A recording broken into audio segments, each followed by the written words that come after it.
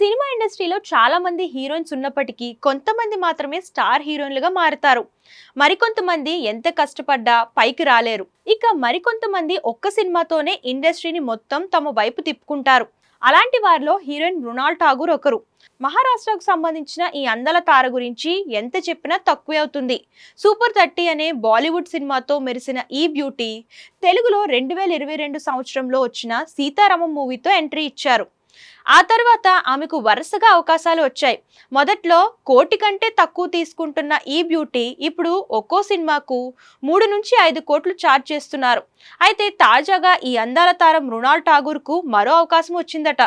శివకార్తికేయన్ హీరోగా, వెంకట్ ప్రభు దర్శకత్వంలో ఓ సినిమా రాబోతుందట. ఈ సినిమాలో హీరోయిన్ గా మృణాల్ ఠాగూర్ ఫైనల్ అయినట్లు చెప్తున్నారు. ఇందులో రొమాంటిక్ సీన్స్ ఎక్కువగా ఉన్నట్లు కూడా సమాచారం అందుతోంది. ఇదిలా ఉండగా హీరో ధనుష్ తో మృణాల్ ఠాగూర్ కు ఎఫైర్ ఉన్నట్లు మొన్నటి వరకు వార్తలు వచ్చిన సంగతి తెలిసిందే.